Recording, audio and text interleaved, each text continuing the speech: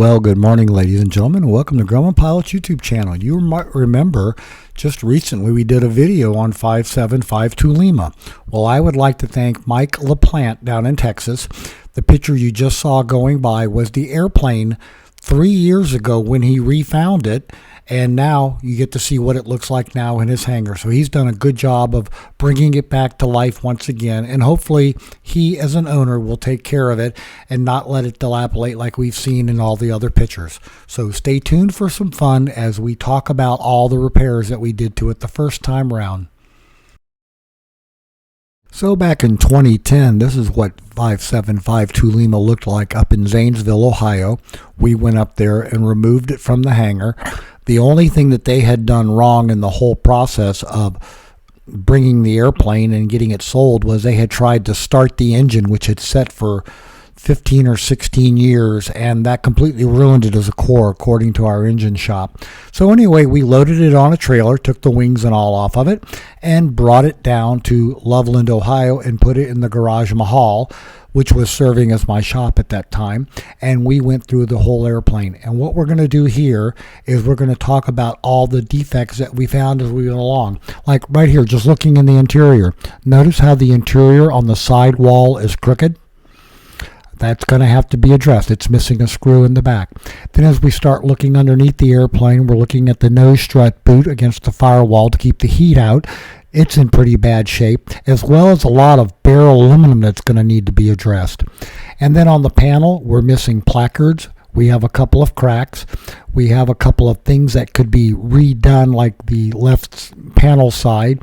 And you start looking at these things and you start saying, where did all the hardware go? It's missing hardware. Screws are gone. And again, we had to order a new boot, and this is what the other side of the panel looked like, and you can see the original radios and all. And just taking a look at the general condition of the airplane and mapping out what we're going to do. Now here's the boot coming off to examine underneath. The strut's going to get pulled and painted, as you will see, but we're going to go through this airplane bit by bit, performing the annual on it. It is set for a number of years. We're not really going to be addressing the cosmetics of the airplane. That'll be for the new owner to do, but we will be doing things like painting the baffles and the firewall and stuff like that that are part of the maintenance that's been deferred on this aircraft for a number of years. And as you can see here, the rust around the nose strut, and then a condition of the floor and the console and the seats and all in the interior. Now, if we start addressing the strut, you'll notice that we've already pulled the exhaust off the airplane and have determined that with no flame tube, we had to order a new exhaust from, at that time, it was Dolly. There's somebody different now. But anyway, as we work our way through making our notes, as you can see, it's been quite a while since this airplane has had any delicate work applied to it with some loving care. We're not going to do all of it, but we're going to knock it back into shape and take care of everything that's stopping it from being airworthy. And as we said, we had to pull the front strut. It had to be roll locked down. Fortunately, there were no pits in it that would have condemned it. So it was a simple matter of, after cleaning it, washing it with solvent, priming it, and then painting it, it could go back on the airplane. Now, the bolts and all had to be replaced. They were out of date, and then the washers and all were in really bad shape, as well as were the nuts. And we did some general cleaning around the areas as we got there, but again, nothing really fancy. We did clean the belly of the airplane. We did not repaint the belly of the airplane because the owner was talking about having the whole airplane reshot on the bottom anyway. And then as you can see here, here's the engine as it was coming off the airplane. The engine had been set for 15 to 18 years, and then they had got it running, and it didn't run very good. And basically all that does in an engine that has set that long is it knocks all the rust loose, puts it into the oil system, and then it starts impregnating itself in all the main bearings. Now, you can throw some Marvel Mist oil in there, clean everything out, put it all back together, but those particles are still embedded in the bearings, and they will wear. In about 60 to 100 hours, you're going to need a new engine anyway. So we found a core engine to put on the airplane for the new owner. And as you can see here, as we've been cleaning things up, we've been painting things and making sure that we don't have any places for rust to attack. And then as you can see, there was quite a bit of pitting and all on the nose strut, and especially when it went into the nose fairing, there was no seal to keep the water from running down into the fork. So we got the parts from Ken Blackman, cut out a seal, and we applied it to the airplane. So there was a lot that was done to this airplane in addition to an annual. Places like this where you have a grounding strap had completely broken loose, had to be replaced and resecured with new hardware Linadel clamps so that the integrity of the electrical system would be good, and needless to say, all the scat tubing on the airplane had to be replaced. And you can see here the general condition of where the nose strut comes out and the tape and all that they had around it to help keep the heat out because the boot had been failing. But anyway, we're explaining these repairs, and that was a suggestion from a customer viewer, was that they could look at it, but they didn't know what they were looking at. So by me sitting here and saying, okay, in this particular picture, we're looking at the relays on the firewall and the bottom of the engine and the general condition of the lower firewall, that's all going to have to be, that decided us at that point that we were going to have to take everything off part of the engine change and go ahead and redo the firewall because it was in pretty bad shape. So again, we're just explaining it. As all of our airplanes right above the on the pilot side on the upper firewall, there's a little trim tag which tells you on this particular airplane it was 1973 CRU-8-P, which tells you everything you need to about the trim, the interior colors, the exterior colors, and all. You can pretty well bet that that's Patriot Blue. So here we are disassembling the nose strut, and we're taking the engine down, as you can see from all the hardware. Engine bits are coming off. The carburetor was going to have to get rebuilt. Alternator was going to have to be redone. A new vacuum pump was going to be installed on the core engine. We were able to find a core engine for the owner that they had changed out when they had gone with their Lycoming J2A conversion. So it was a mid-time engine that had not been run in a number of years, but it was still in good shape, except for the fact that it had chrome cylinders. But hey, $2,000 for a core engine, count your blessings and move on in today's environment. So here we are looking in the wing root area to make sure everything's good and clear. The lines, as you can see, are pretty bad. They had to be cut off. Want to check all the electrical connections on this and everything. So there's a lot that had been deferred on this airplane. And these pictures here before the engine was removed kind of gives you a general idea of what the engine looked like sitting on the airplane. Who knows if the engine could have been torn down. When we took it to the shop and we told them what had happened to it, they just kind of shook their head and said, well, they would take a closer look, and believe it or not, the crank had to go, the case had a crack in it. So basically the core engine really wasn't much of a core engine, and what would have been usable had been destroyed in that brief run where they tried to get the thing up and running. I think maybe the guy could fly it out of there, but it was not to be.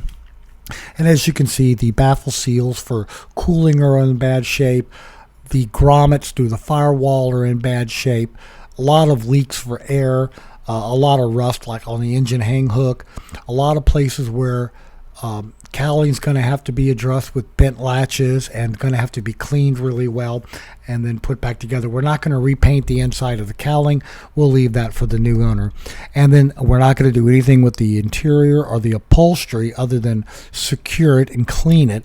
The interior did come out and get cleaned with McGuire's Ultra Clean, which made the black look like brand new again. So these are just simple things that you can do to your airplane as you pimp and polish it.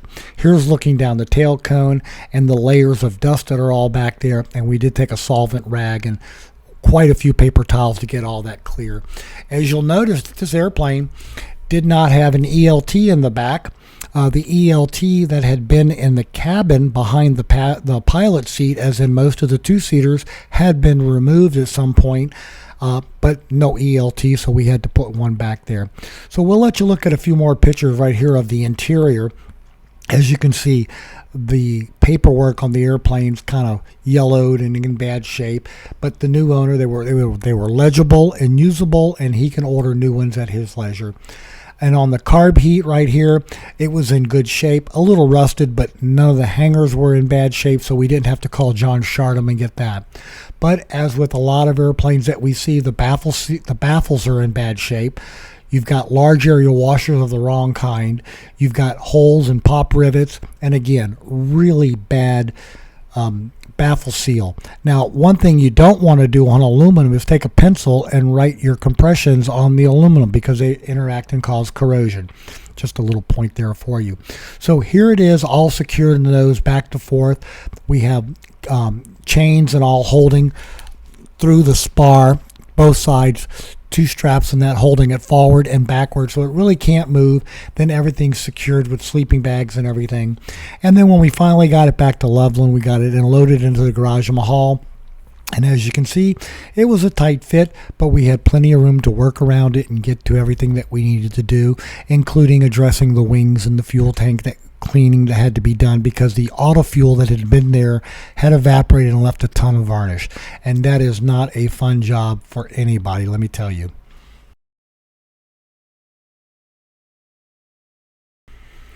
So it was an easy matter to work on it. It was nice ventilation with the door open. In the evenings, it drew a lot of attention from my neighbors driving down the street. The wings were left where they were right there so that we could take them out and flush them to get all the varnish out of them before we added 100 low lead back to the airplane for the engine runs and everything else. But as part, like in the back by the ELT covers, to give a size of reference, there's my Motorola Razr cell phone and the size of the dirt dauber nest that were built up all around the ELT covers on the back of the airplane. Quite a few of them. So if someone said they just did an annual on this airplane, obviously they hadn't looked in the ELT covers in the back because they would have found these little monster nests back there. We kept them in a bucket along with all the other ones we found, and about half of a 5-gallon bucket was pulled out of that airplane in dirt dauber's nest and where they had used RTV to try to keep weather and water out of the airplane. Both no-nos in my book.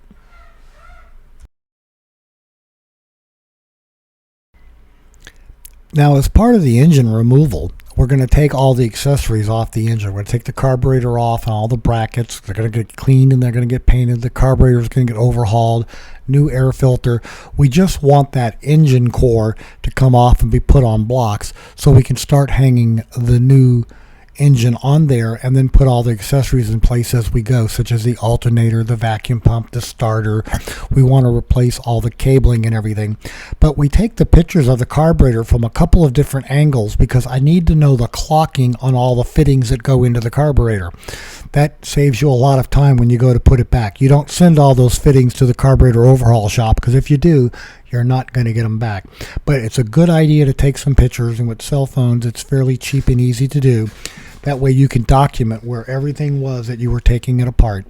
Now, as I said earlier, we were going to drop the exhaust and look in, and guess what we found? No flame tube. So again, from Dowley or Fletcher, we ordered a new muffler, and it was on its way to us in stainless steel to be installed on the airplane. Now, with the wings off the airplane, we can turn them upside down and take a look at all the fuel drains. Again, these were easy enough to order from Aircraft Spruce and replace them with new ones instead of trying to clean them up and get all the rust off and hardware. And as you can see, we looked at both sides. Again, why the wings are there, we have to clean the fuel tanks. We might as well take advantage of that. The fuel lines and the vent lines we initially replaced with clear polyethylene tubing, but then again, after talking to Ken Blackman, we ordered Tygon tubing and used it. The advantage of Tygon over the polyethylene clear is that it doesn't dry out and get brittle and break. It remains pliable as it ages. So here we are, we're starting the process of replacing all the vent lines with clear. Meanwhile, that is acceptable, but we decided to go one step further and go with the Tygon after talking to Ken Blackman. So here we are taking a look at the inside of the wings after being cleaned and everything. We want to make sure the sealant around them is really good. We're going to knock all that corrosion off the pitot tube lightly with some steel wool and then oil it lightly so that it doesn't corrode anymore, and then take a look at all the grommets on the inside of the wing, and again replace all the vent and all the lines with clear polyethylene, and that is 3/8 inch polyethylene, 1/4 inch diameter, and we'll reuse the original clamps and hardware. those that broke we replaced with stainless steel band clamps. And as you can see, there's a stack of our new stuff against all of our old lines right there. Kind of gives you an idea of what they look like after a while. Now those black rubber fuel lines right there for the vent lines, they were on there pretty good. We were able to get the clamps loose without breaking them, but we had to cut it off with a razor knife on both sides. It was so dry. It was no pliability left at all. And as you can see here, we threw them down into the pan just to kind of get a look at them. They were pretty stiff. Our mechanic had a way of describing something that stiff that I won't use here, but you've probably heard it before. And we just went to the Napa store and got more fuel line, that's all that is, and cut it to the appropriate lengths, installed it with new clamps. So that took care of basically doing the fuel system. Then we started looking at all the baffles. Well, the baffles had to come off, the old baffle seals had to be removed, which means we had to dig out the staples. Then they were bead blasted, primed, and then painted Patriot blue, and then we will be adding the really slick baffle seal material you can order from Aircraft Spruce. It's very slick on one side and doesn't rub the aluminum on the other. And then, as you can see, we did all the baffles, did them all, and did them up. And then we had to go in again, put the new baffle seal on there. And that was quite a bit of work as all part of the annual, because as you saw from the photos, the original seals were in pretty terrible shape. And then it's a simple matter of priming them outside, and then we painted them inside the garage on a warm day, and that way that took care of any problems with the dust coming in there. These had been cleaned by being roll locked down after all the staples were out, and then we wiped them down with solvent before the painting process. So again, just use standard painting practices on the metal and things like that. Here you can see with the hoist the old engine coming off, and you'll notice that all the baffle seals have already been removed before we start that process. It just makes grabbing the engine and not cutting yourself a lot easier. Don't ask me how I know that. By the way, all the fuel and oil hoses on this engine had to be replaced, as well as did the vacuum lines and everything else. So here's that engine that we took off after removing the carburetor off the bottom so we can set it on the stand. The magnetos were so old they weren't even good as a core to be rebuilt. And then here we're beginning the process of roll locking down the firewall to get it all nice and clear. Now the shots are a little mixed up here, and here's before the engine came off, but here it is on the front with that dry rotted belt, and you can kind of see the corrosion in the case and all on that old engine that has just been from not being used. And if you've never seen 4000 series magnetos by Slick, well, there's a left and there's a right there. They're probably still in a hamper basket in the hangar somewhere, because you can still reuse the coil if it's good and the condensers and stuff out of them, so never throw them away, just harvest the parts that you can reuse. And then here's the engine that we took off, and we just put it, like I said, in some blocks of wood so it's not going to go anywhere, and covered it up so it stayed out of our way, and then we could continue addressing the firewall. And there was a lot to do with roll locking it down. We could have been a perfectionist and taken everything off the firewall. Kind of hard to do as a one-man job. We could have gotten a second person, but owner wasn't willing to pay for the additional labor, so we just went ahead and did it like this, masked everything up really good. Then we shot it with acid etched primer after masking the area all around it. That is an epoxy floor on the garage mahal. And then we shot it with silver reflective paint, an aluminum color. That way you can help get more light in dark areas of the engine compartment. And that acid etching primer, after you roll lock it down and clean it with solvent, it really adheres to the material, and it gives a good base for the paint to stick to, so that way the paint won't be chipping off your firewall and everything else. And then once you've got your final painting done, as in this case, then you can start removing all the masking and start thinking about putting the motor mount back in after it's been overhauled. It had to be stripped down and repainted after being inspected and everything. So new bolts and everything went to hold it on the firewall. So stay tuned while we have some more fun.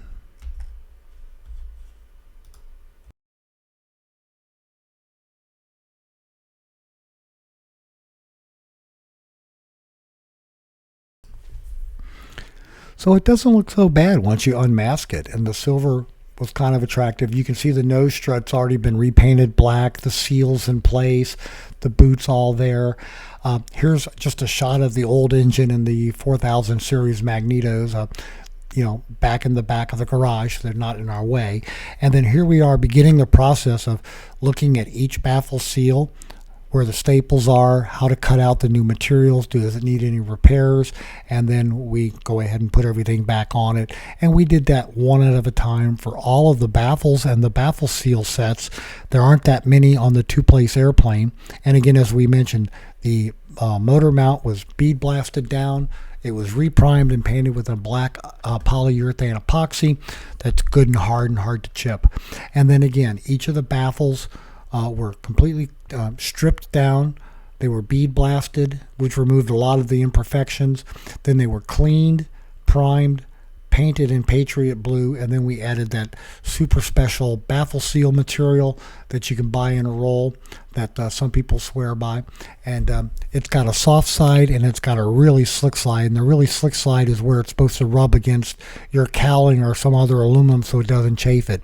And again, you can get a really good idea of all the pieces of baffles and how they fit together for the two-place airplane. Like, this is the pilot side engine mount, this is the co-pilot side engine side, and it's not connected to the front piece in the front up by the prop flange. So not a whole lot of pieces, and this is the piece that was missing from the other one. This is where you get your mixing air for the cabin heat, where it comes in from the front. But again, all those baffle seals were all taken off and replaced with the new material. Now, those are not a fun job, but take your time. Get the proper, get the large area pop rivets, get a pop rivet gun, an awl, punch out the holes before you put the rivet through. That prevents distorting the seal and causing ripples. Again, it's tedious, but it's your airplane, and if you do it right, it's going to last for 25 to 30 years. So there's a time frame that you can shoot for.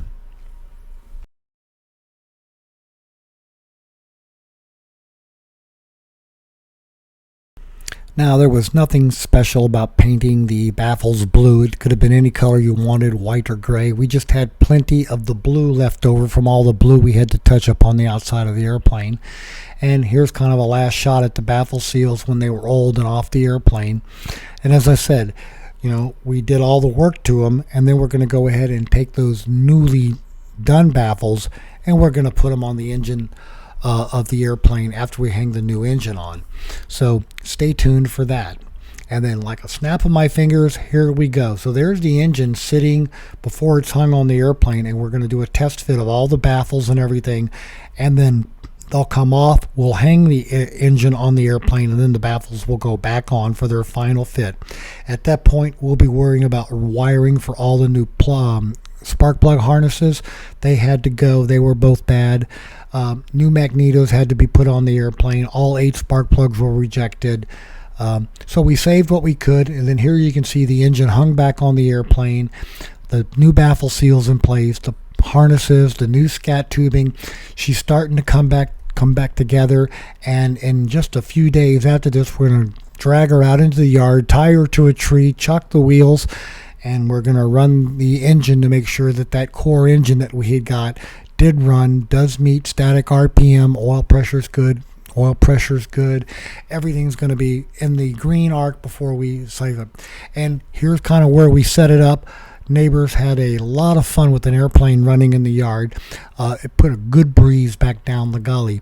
But again, it gave us a good place to test the airplane. And again, the tail tied down and chocked so it wasn't going anywhere. And for extra safety, sitting in the cockpit with your feet on the brakes. Then when all that is done, it gets loaded back onto the trailer, and then the wings will be added to it and all the other bits and pieces.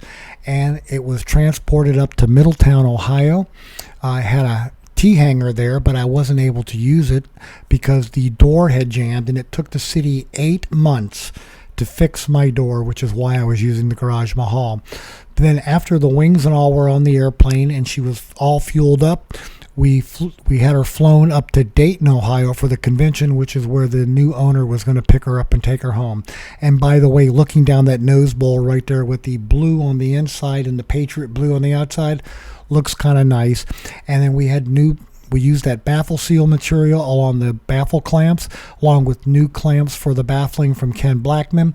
And you'll notice the orange stripes right there on the cylinder fins, telling us that yes, those are chrome cylinders. Don't like chrome cylinders. I don't want them, and I wouldn't recommend them for your airplane. And then the little spring clamps on the back to hold the baffle seal. The rear baffles on the two-place are held in place by the spring friction against the push rod tubes on the Lycoming engine. And then here's a shot of the firewall, all nice and pretty. We're starting to route and zip tie everything, clamp everything into place and route everything, and you can see the new parts and everything. So she's starting to look pretty good. Now, once we had the engine and all done and had her mechanically the wings and all back in place, and we're thinking about taking her up, it's a lot easier to work in the shade and in your garage than it is on a ramp. So we took a first good crack, a look at the interior of cleaning everything and securing all the upholstery and the side panels into place. Didn't do any upholstery cleaning. We're going to leave that task for the owners, but it's a real simple matter to unsnap the carpets, take them out of the airplane, shake them in the yard, vacuum them, and throw them back in. It's amazing how much difference they look with just a good vacuuming. So again, pretty much what it looked like. We left the foam yokes that someone had put on the yoke at one point in time, and checked and verified all the fuel gauges and all their lines were all okay. Brakes were okay. The brakes were pumped up. Cables were tensioned. Rigging was done on the airplane, so it was pretty much ready to go when we got it up to the airport. It was just a simple matter of putting the wings back on it on the hot ramp, getting it into place, doing a couple of test flights, and then fueling it up and taking it up to the other airport for the owner to pick it up. So, ladies and gentlemen, not a fun job. Hopefully you never have to do this to your airplane. Your airplane was in good shape when you bought it and you've well maintained it. But, you know, there's a lot you can do when you have an airplane in terms of taking care of it. There's a big difference that people will tell you between maintenance and care. People will say that an airplane is well maintained, and mechanically that may be true. It gets its oil changes on time, the engine's serviced, the spark plugs are done when needed. But not being cared for is things like not being washed for a couple of years, never cleaning the belly of the airplane, not removing dirt dauber's nest. You kind of get the idea of care and maintenance. So be careful when you read an airplane ad for sale of what they're saying and how they're saying it. And then here's a shot of all the springs that are on the two-place airplanes. Those are the two big springs for holding the seat, and then there's one on the side over there for holding the handle in, which adjusts the positioning of the seats. And then even had the original label installed on this, so that Ken Blackman was able to send that so we could put a tire pressure for both the nose and the main in there. The glare shield, after being cleaned with new hardware, held into place pretty well as the glare shield itself. Wasn't in that bad of a shape, though nowhere near perfect. And here's what she looked like after we took her up, flew her, and then tied her down at Middletown. This is her waiting for her fuel. Now, again, back in time, this is what she looked like when we first got her. The belly was all in bad shape, which is why we had to buy the Patriot Blue paint to kind of address that. And then the clamping, everything. And then here's some pictures of where she was pulled out of her hangar up in Zanesville, just to kind of give you an idea on it. But that's what she looked like. So, ladies and gentlemen, we hope you found all this information about 5752 Lima and what was done to bring her up to spec years ago useful and informative. Thanks so much for watching, and have a great day flying your Grumman.